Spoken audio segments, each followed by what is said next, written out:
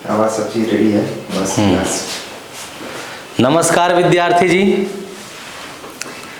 जय हिंद जय भारत बाबू, है ना। तो आज स्टार्टिंग करते हैं विद्यार्थी जी सेशन आपका भारतीय संविधान के ऐतिहासिक स्रोत, उसी चैप्टर का कुछ क्वेश्चन है बाबू, उसी का आज डिस्कशन कराते हैं पहले। क्योंकि कल आवाज अच्छे से नहीं जा रहा था, इसलिए आपको परेशानी हो रहा होगा, इसके लिए विद्यार्थी जी माफ़ी चाहते हैं और हमको उम्मीद है कि अब से ऐसा गलती ना होना चाहिए, है ना सर जी। इसलिए थोड़ा सा जरा आवाज़ आप लोग चेक कर लीजिएगा। तब फर्स्ट क्वेश्चन में आइए बाबू। पहला क्वेश्चन कहता है विद्यार्थी जी,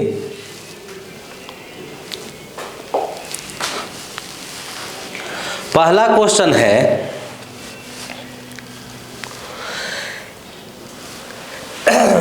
निम्नलिखित में से किस अधिनियम में कलकत्ता में सर्वोच्च न्यायालय की स्थापना का प्रावधान किया गया था। तो जो इसका आंसर हो जाएगा विद्यार्थी जी रेगुलेटिंग एक्ट 1773, रेगुलेटिंग एक्ट 1773। तब इस पर पहले जरा चर्चा कर लेते हैं कि 1773 में क्या हुआ था।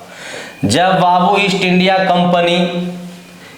इंडिया कंपनी अकाल से गुजर रहा था, यानी कि अपने दयनीय कंडीशन से गुजर रहा था, तब जाकर के पार्लियामेंट्री, इंग्लैंड के पार्लियामेंट्री से लोन लिया और लोन के बदले में कहा कि हम आपको तभी लोन देंगे जब आप हमें उस कंपनी को रेगुलेटिंग का पावर आप हमें दीजिएगा। तो इस पर कुछ प्रावधान बना करके दिए थे। तो पहला प्रावधान था विद्यार्थी जी, कहा कि कलकत्ता में एक सुप्रीम कोर्ट की स्थापना करेंगे। तो ये कब हुआ था?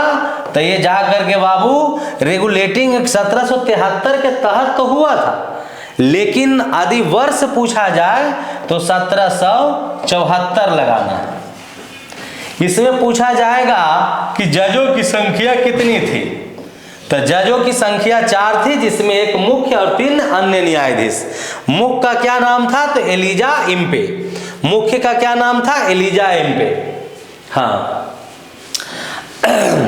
और उसके बाद है विद्यार्थी जी, और अगला पॉइंट में 1773 में, अगला पॉइंट 1773 में बाबू, इसमें विद्यार्थी जी कहा कि कंपनी के जो कर्मचारी होंगे वो निजी व्यापार अपना नहीं करेंगे। तो यानी कि निजी व्यापार पर भी प्रतिबंध लगा दिया गया, निजी व्यापार पर भी प्रतिबंध लगा दिया गया, है ना। तीसरा पॉइंट कहा बाबू कि इसमें हम एक कमिटी बनाएंगे, उस कमिटी का नाम था court of directors. Court of directors या बोर्ड ऑफ डायरेक्टर्स भी बोला जाता है, बोर्ड ऑफ डायरेक्टर्स। ये बोर्ड ऑफ डायरेक्टर्स जो था वो कमांड करते थे। और चौथा पॉइंट है, चौथा पॉइंट में कहा गया था कि बंगाल के गवर्नर जो होंगे, अब वो गवर्नर न कहला करके बंगाल के गवर्नर जनरल कहलाएंगे। तो यानी कि बंगाल के गवर्नर अब आगे जाकर के क्या कहलाएंगे? तो बंगाल के गवर्नर जनरल कहलाएंगे।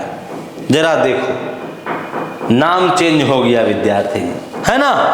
तो अगला पॉइंट में अब चलते हैं। आंसर तो हो गया था रेगुलेटिंग एक्ट 1773।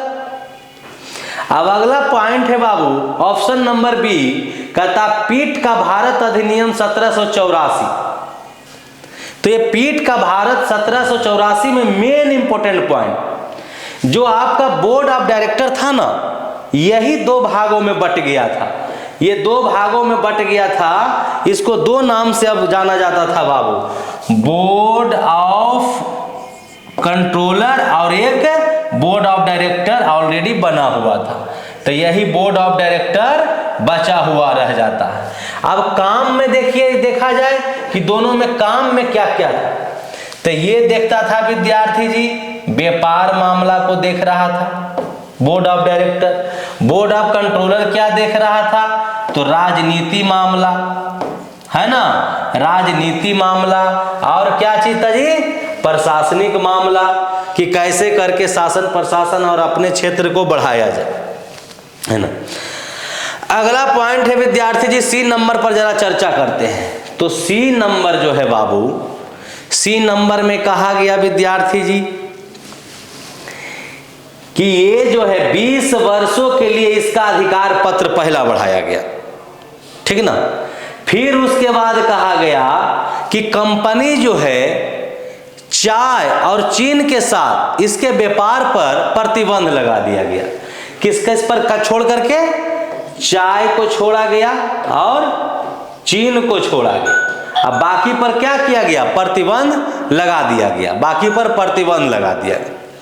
अब जरा देखो विद्यार्थी, फिर कहा गया कि जब कंपनी के अधिकार को छीन ही लिया गया व्यापार करने के भारत में, तब यहां भारत में व्यापार करेगा कौन? तो कहा कि ब्रिटिश का जितने भी छोटे छोटे व्यापारी लोग हैं वो सब आकर के यहाँ पर व्यापार कर सकते हैं इन भारत में। यानी कि छोटे छोटे व्यापारियों को छूट दिया गया, छोटे छोटे व्यापारियों को छूट दिया गया बाबू, छोटे छोटे व्यापारियों को छूट दिया गया। फिर क्या किया गया विद्यार्थी जी? कहा कि क्रिश्चियन, जो क्रिश्चियन मिशनरियां था वो क्या करेगा? यहाँ आके अपना धर्म का प्रचार प्रसार करेगा, अपना धर्म का प्रचार प्रसार करेगा। अब आ जाते हैं 1833 वाला में। तो 1833 का इंपोर्टेंट पहला कहता है विद्यार्थी जी कि कंपनी का जो व्यापार करने का जो अधिकार था, ईस्ट इंडिया कंपनी के पास जो व्यापार करने का अधिकार था वो पूर्णतः क्या कर दिया गया? बैन कर दिया गया। कहा कि अब भारत में ये व्यापार नहीं कर सकता है ना। उसके बाद कहा गया बाबू, जो आपका 1773 में बंगाल के गवर्नर को गवर्नर जनरल कहा जाने लगा था, बंगाल के गवर्नर जनरल, अब उसी को कहा गया कि अब बंगाल के गवर्नर जनरल ना, अब भारत के गवर्नर जनरल कहलाएगा। लो, अब ये जो बंगाल का गवर्नर जनरल कहलाते थे वो अब इंडिया के गवर्नर जनरल कहलाएंगे, इंडिया के गवर्नर जनरल कहलाएंगे, इंडिया के गवर्नर जनरल। अब जरा देखिए, इंडिया के गवर्नर जनरल कहलाएंगे। तब विद्यार्थी जी इसमें जो उस समय बंगाल के जो गवर्नर जनरल हुआ करते थे उनका नाम था लॉर्ड विलियम बेंटिक, और उसी के पद को उन्नति कर दिया गया। क्या कर दिया गया? भारत के गवर्नर जनरल। तब प्रथम भारत के गवर्नर जनरल कौन हो जाएंगे? Lord William Bentinck. कौन हो जाएंगे? Lord William Bentinck. और कहता है और क्या चीज कब किया गया था जी? तो हाँ बाबू, एक विद्यार्थी जी विधि आयोग बनाया गया था। कौन सा? विधि आयोग, विधि आयोग। और क्या चीज किया गया था? तो धारा 87 लागू किया गया था, जिसके तहत भारत के लोग भी कंपनी के कर्मचारियों में भागीदारी निभाना चालू कर दिए थे।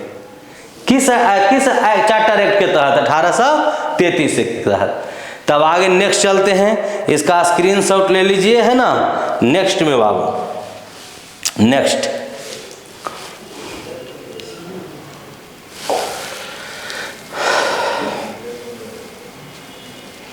नेक्स्ट है विद्यार्थी जी क्वेश्चन में क्या कहता है जरा सुनिए। हमारा ही हाइट ज्यादा हो जाता है क्या जी?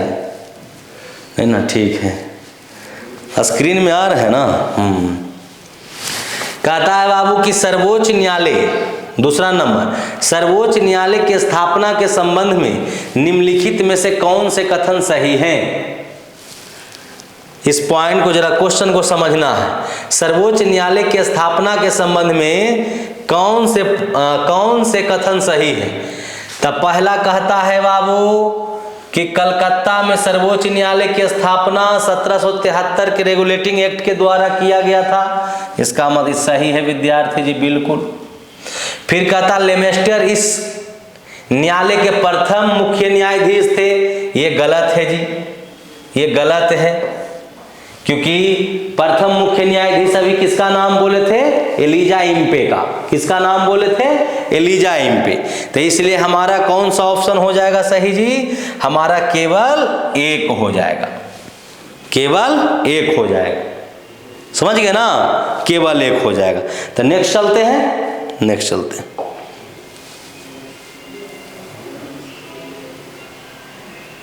नेक्स्ट है बाबू, नेक्स्ट में तो विद्यार्थी जी और सब ठीक ठाक है ना? रील वगैरह तो खूब देखते होंगे जी। जब रील देखते होंगे तो लगता होगा कि चलो 7 बजे तक देखेंगे, 6:50 से देखना चालू करते होंगे, 7 बजता होगा तो फिर लगता होगा अच्छा 7:10 तक देखेंगे, फिर 7:15, 7:30, फिर 8, पता चलता होगा 11। फिर क्या करोगे? भात चोखा बनाओगे विद्यार्थी जी, खाओगे, बस सो जाओगे। यही तो काम है स्टूडेंट का। तो ऐसे से थोड़ी होगा। अब सब विद्यार्थी जी आप ही का साथी संगत विवाह शादी करके सब आगे बढ़ रहा है, इसलिए आप भी अपना भारत की जनसंख्या बढ़ाने में अपना योगदान करिए, समझे ना? बहुत जरूरी है। तो जल्दी से सर्विस पाइए और अपना अपना शादी विवाह करिए विद्यार्थी। तब पहला पॉइंट में कहता है बाबू कि नियंत्रण परिषद की स्थापना, नियंत्रण परिषद की स्थापना। तो नियंत्रण परिषद की स्थापना कहने का मतलब हो गया बोर्ड ऑफ कंट्रोलर की बात कर रहा है, बोर्ड ऑफ कंट्रोलर की बात कर रहा। तो बोर्ड ऑफ कंट्रोलर की स्थापना यदि देखा जाए तो कब हुआ था बाबू, जरा सोचिए। बोर्ड ऑफ कंट्रोलर की यदि बात किया जाए तो कब हुआ था विद्यार्थी जी, जरा सोचिए। तो बोर्ड ऑफ कंट्रोलर 1784 में हुआ था, 1784 में। किसके तहत? पिट्स इंडिया एक्ट के तहत, है ना? किसका किसका हुआ था? तब बोर्ड ऑफ डायरेक्टर को ही 2 भाग में बांट करके बोर्ड ऑफ कंट्रोलर बनाया गया था। और बोर्ड ऑफ कंट्रोलर कौन सा काम देखता था? नियंत्रण यानी कंट्रोल का काम देखता था। तो हमारा ए नंबर जो है किससे मैच कर जाएगा? पिट्स का भारतीय अधिनियम से। किससे? पिट्स का भारतीय अधिनियम से मैच करेगा। ठीक। अब कहता सर्वोच्च न्यायालय की स्थापना। तो सर्वोच्च न्यायालय की स्थापना किसके तहत? 1773 वाला, है ना? तो 1773 में विद्यार्थी जी कहां पर? तो दिल्ली में सर्वोच्च न्यायालय, दिल्ली में, कलकत्ता में मिस्टेक हो गया विद्यार्थी, कलकत्ता में। यदि दिल्ली पूछा जाएगा तो किसका नाम लेना है? 1935। दिल्ली पूछा जाएगा तो किसका नाम लेना है? 1935 वाला अधिनियम के तहत। कब किया गया था? तो 1937 में किया गया था। कब किया गया था? 1937 में किया गया था। दिल्ली वाला संघ न्यायालय की बात करें तो।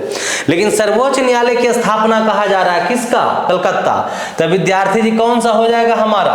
नियामक अधिनियम कौन सा? 1773। नियामक अधिनियम 1773, है ना?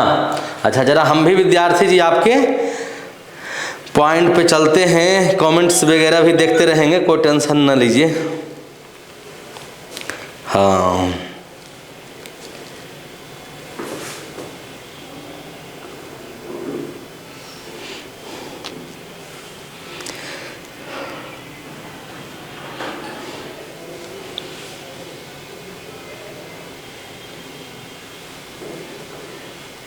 अभी लाइव ना होगा सर? सिर्फ एप्लीकेशन पे है, यूट्यूब पे, ऐप पे, एप्लीकेशन ऐप पे है। अच्छा अच्छा अच्छा अच्छा, चलिए चलिए, कोई दिक्कत नहीं, चलिए चलिए। अब आता है विद्यार्थी जी इंग्लिश मिशनरियों का भारत में कार्य करने की अनुमति, यानी अपने धर्म का प्रचार प्रसार करना, ईसाई धर्म का। तो ईसाई धर्म का प्रचार प्रसार कब कहे थे विद्यार्थी जी? 1813 में। कब? कौन सा अधिनियम के तहत? 1813 के तहत। 1813 के तहत गवर्नर जनरल के परिषद में कानूनी सदस्य की नियुक्ति, यानी मैकाले। तो कौन सा? 1834। तो 1834 में कब किया गया होगा? किस अधिनियम के तहत? 1833 अधिनियम के तहत। ये हो गया। तो हमारा इसके अनुसार से यदि देखा जाए विद्यार्थी जी तो कौन सा हो जाएगा? तो इसमें आप ऑप्शन टिक कर लीजिएगा कि ए का हो गया कौन? ए का हो गया बाबू नियंत्रण परिषद की स्थापना 2, यानी 1 ए हो गया विद्यार्थी जी 2, और बी हो गया 1, और सी हो गया 3, और आपका डी हो गया 4। तो इससे मैच कर लेना कि कौन सा आंसर आपका होगा। तो इसलिए आंसर इसमें मैच करेगा विद्यार्थी जी हमारा कौन सा, बी नंबर मैच करेगा। कौन सा मैच करेगा, B number. B number match कर जाएगा बाबू, बी नंबर आंसर हो जाएगा, बी नंबर। ठीक है, नेक्स्ट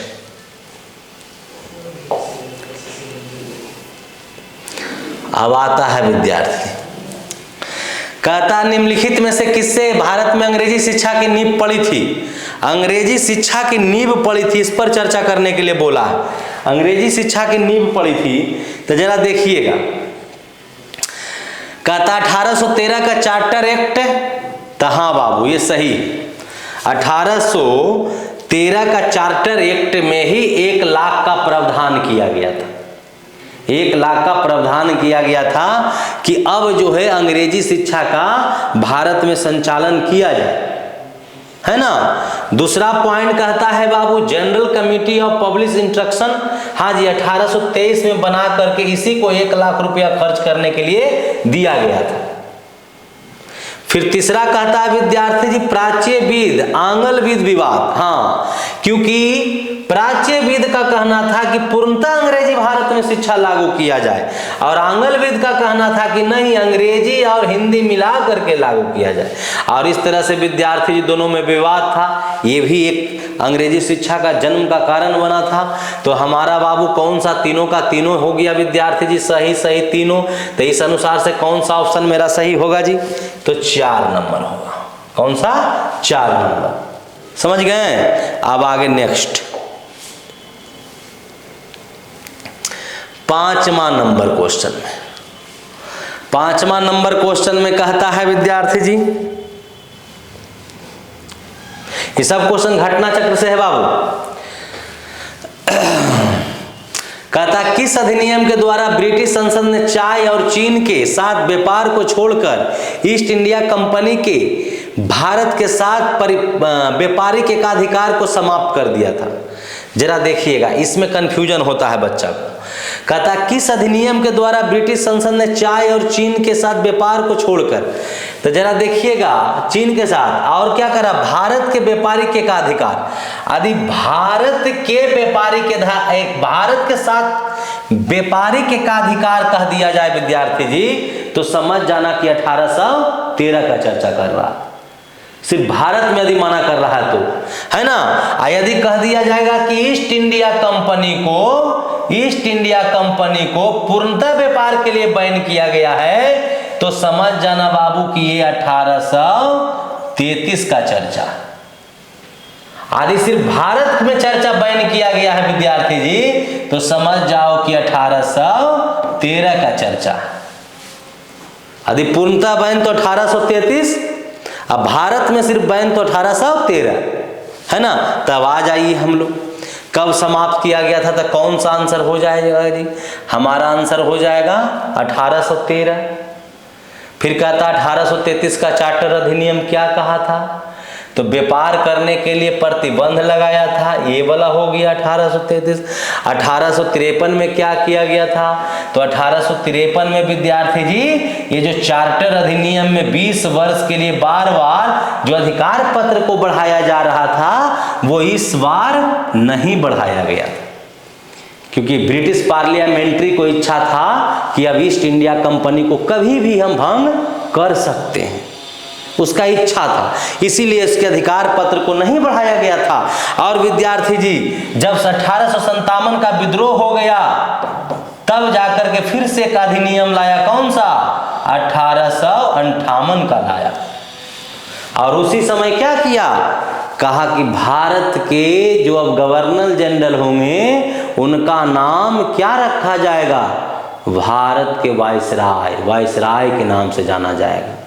किस लिए वायसराय के नाम से जाना जाएगा, क्योंकि बाबू कल भी बताए थे कि वाइस मतलब आवाज, रॉयल्स मतलब रॉयल्स फैमिली, यानी कि राजा रानी की आवाज बन करके कौन रहेगा, अब वायसराय रहेगा, इसलिए वायसराय उसका नाम रख दिया गया। कब? 1858 में। कब? 1758 के क्रांति के बाद जो चार्टर आया था।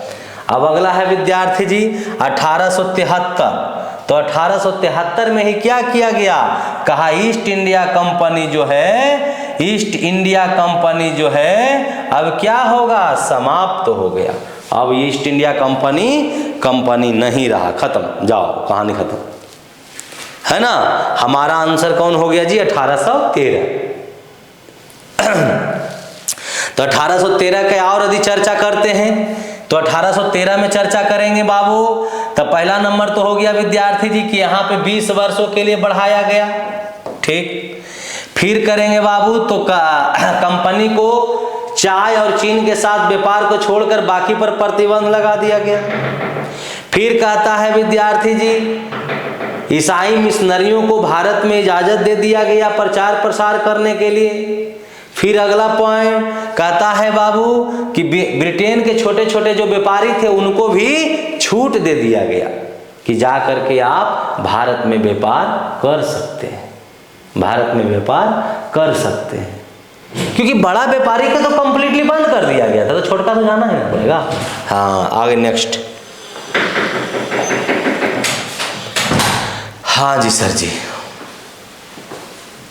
एकदम शांति से पढ़ावे सर की गदगद है? नहीं, आराम से। आराम से, चलिए तब तो और बढ़िया है। चलो बाबू पहले क्वेश्चन को समझना है। कहता किस अधिनियम के द्वारा ब्रिटिश संसद ने चाय और चीन के साथ व्यापार को छोड़कर, ये तो अभी बता रहे थे जी, है ना, ये क्वेश्चन अभी बताए। चलिए नेक्स्ट में चलते हैं। तो नेक्स्ट 6 नंबर क्वेश्चन गायब होगा, इसीलिए कहता है बाबू कि चार्टर एक्ट 1813 के संबंध में निम्नलिखित कथनों पर विचार कीजिए। अभी जस्ट विद्यार्थी जी बताए थे 1813 के बारे में चर्चा करने के लिए। कहता है इसने भारत में ईस्ट इंडिया कंपनी के व्यापार एकाधिपत्य को, चाय का व्यापार तथा चीन के साथ व्यापार को छोड़कर समाप्त कर दिया गया। ये विद्यार्थी जी बिल्कुल सही है, 1813 में ऐसा किया गया, है ना। फिर कहता है इसने कंपनी द्वारा अधिकार में लिए गए भारतीय राज्य क्षेत्रों पर ब्रिटिश राज क्राउन की संप्रभुता को सुदृढ़ कर दिया गया। हाँ जी सही बात। अब जैसी जिसके लिए वो कंपनी बना था व्यापार करने के लिए, और उसी का उस मलिकाना हक को समाप्त कर दिया गया, इसका मतलब है कि क्राउन जो है पावरफुल हो गया, क्राउन जो है पावरफुल हो गया। जिस काम के लिए बने हो उसी काम का आपका नहीं करने दे रहा, तो इसका मतलब जो ना करने दे रहा वो तो पावरफुल हो गया, इसलिए संप्रभुता को सुदृढ़ कर दिया। तो ये भी सही हो गया। फिर कहता भारत राजस्व ब्रिटिश संसद के नियंत्रण में आ गया, भारत का राजस्व ब्रिटिश संसद के नियंत्रण में आ गया, ये गलत है। भारत का राजस्व ब्रिटिश संसद के नियंत्रण में कब आता है? ब्रिटिश संसद के नियंत्रण में आता है विद्यार्थी जी 1858 में आता है। कैसे आता है? तो बाबू एक परिषद बना था, भारत परिषद बना था। इस परिषद का से ऊपर एक पद का नाम था भारत राज्य सचिव, भारत राज्य सचिव था। तो ये परिषद जो है पूरे राजस्व का क्रय विक्रय सारा चीज पर कंट्रोल यही करता। तो राजस्व के मामले का अधिक कहा जाए कि नियंत्रण कब किया? तो 1858। अब कहा जाएगा कि इस परिषद में कौन कौन लोग थे सर? तो विद्यार्थी जी 7 गो था कंपनी का और 8 गो था ब्रिटिश पार्लियामेंट्री का। अब आपसे पूछा जाए सर कि परिषद का निर्माण 1858 में तो किया गया था, लेकिन परिषद का समाप्ति कब किया गया था? तो आप बोलिएगा बाबू 1935। कहा जाएगा कि भारत राज्य सचिव की समाप्ति कब किया गया था? तो आपको बोलना है विद्यार्थी जी 1947 अधिनियम के तहत भारत राज्य सचिव और प्लस वाइसराय, ये सभी का पद समाप्त कर दिया गया था। कब? 1947 में। कब किया गया था? 1947 में। तो यानी 1 और 2 हमारा सही हुआ। तो इसके अनुसार से कौन सा हो जाएगा हमारा आंसर जी? जरा देखिए, पहला नंबर हो जाएगा, यानी कि 1 और 2 सही हो गया। तो केवल 1 और 2। ठीक है, कोई दिक्कत रहे तो बोलिएगा विद्यार्थी जी, कमेंट वगैरह करते रहिए। अगला, आईएएस प्री 2019 में पूछा हुआ था। अगला नेक्स्ट क्वेश्चन है बाबू, कल आवाज नहीं आ रहा था विद्यार्थी जी, इसी वजह से इसको फिर से रिपीट करना पड़ गया। कहता किस अधिनियम ने भारतवासियों को अपने देश के प्रशासन में कुछ हिस्सा लेना संभव बनाया? ये बार बार पूछता है क्वेश्चन को। किस अधिनियम ने? तो जरा देखो बाबू, ये जो अधिनियम था विद्यार्थी जी 1833 था। 1833 में ही एक विधि आयोग बनता है। कौन सा आयोग? विधि आयोग। अब विधि आयोग क्या करता है? धारा 87 को लागू करवाता है। और धारा 87 के तहत कहता है कि कोई भी आदमी का नियोजन पर भारत में जितने भी कर्मचारी होंगे उस पर प्रतिबंध नहीं लगाया जा सकता है। किस किस आधार? जन्म, रंग भेद, जाति, धर्म, इस पर भेदभाव नहीं कर सकते। कौन कहता है? धारा 87 विधि आयोग के तहत जो धारा बनाया गया था। अब विधि आयोग का हेड कौन था? मैकाले। अब मैकाले का जो विधि आयोग बना था वो कब बना था? तब बाबू 1834 में बना था। तो यही विधि आयोग 87 के जो लागू करवाता है तो कहता है कि ये भारतवासियों को अपने देश के प्रशासन में कुछ हिस्सा लेना संभव बना दिया था। कौन सा? 87। और जो आपका 87 जो उस समय का धारा है, यदि अभी देखा जाए तो मौलिक अधिकार में किस अनुच्छेद में है? तो आपको बोलना होगा विद्यार्थी जी 14 एवं 15। जो आपका मौलिक अधिकार है 12 से 35, उसमें किस में है? 14 और 15 में है। इसी चीज को धारा 87 को रूपांतरण रूप है धारा 87 ही 14 और 15। तो इसके अनुसार से विद्यार्थी जी हमारा आंसर यदि देखा जाए तो 8 नंबर का कौन सा आंसर हो जाएगा? 1800 चार्टर एक्ट 1833। कौन सा हो जाएगा जी? 1833। अब कहता है बाबू कि चार्टर एक्ट 1853 में क्या हुआ था? तो 20 वर्षों के लिए जो चार्टर एक्ट को बढ़ाया जा रहा था वो यहाँ पर नहीं बढ़ाया गया। गवर्नमेंट ऑफ इंडिया एक्ट 1858 में क्या हुआ जी? तो बहुत सारा हुआ। क्या क्या हुआ? तो भारत के गवर्नर जनरल को नाम चेंज करके वाइसराय किया गया। भारत राज्य सचिव का एस्टेब्लिश स्थापना किया गया। भारत परिषद की स्थापना किया गया 15 सदस्य का। ब्रिटिश पार्लियामेंट में मंत्री का व्यवस्था किया गया जो भारत के लिए काम करता था। उसके बाद क्या हुआ जी? तब मुगल पद को समाप्त किया गया। सब 1858 मुगल पद को समाप्त कर दिया गया जी। इतने सारे घटनाएं तो 1858 का हो गया, है ना। अब चर्चा हम लोग करते हैं 1861 का कि 1861 में हुआ था क्या। 1861 में बाबू सबसे पहले अध्यादेश जारी करने का शक्ति दिया गया। किसको? वाइसराय को। अध्यादेश जारी करने का भारत में जो शक्ति मिला था यही 1861 के तहत ही मिला था। लेकिन यदि अभी से पूछा जाए कि प्रेसिडेंट यानी राष्ट्रपति को अध्यादेश जारी करने की शक्ति किस अनुच्छेद के तहत, तो क्या बोलना है? 123। गवर्नर को जो भारत का जो राज्यपाल, बिहार का जो राज्यपाल होते हैं या किसी भी राज्य का राज्यपाल होते हैं, उनको यदि कहा जाए तो क्या बोलना है बाबू? 213। क्या किया गया? ये छरवा की बड़ी से ऊपरी किया गया है ना। बस यहाँ 123, यहाँ 213। अब अध्यादेश कहता किसको है, जिसके बारे में समझो।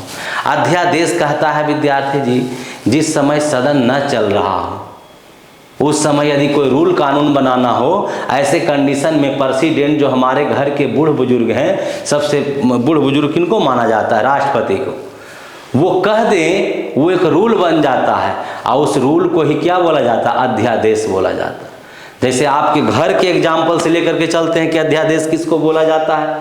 जैसे विद्यार्थी जी, आपके घर में यदि पापा को एक सदन मान लीजिए, मम्मी को एक सदन मान लीजिए, और उस समय दादाजी हैं घर पर, ठीक। आपके ननिहाल से कोई आ जाए, अब विद्यार्थी जी वैसे में उनको इज्जत प्रतिष्ठा करना पड़े, तो दादाजी उस जगह हैं अब पापा मम्मी न हैं, तब पूछने का कोई ज़रूरत है? दादाजी क्या करेंगे? नाश्ता पानी जो भी होगा मंगाएंगे ना जी, तब मंगाएंगे तो वही तो हो गया अध्यादेश।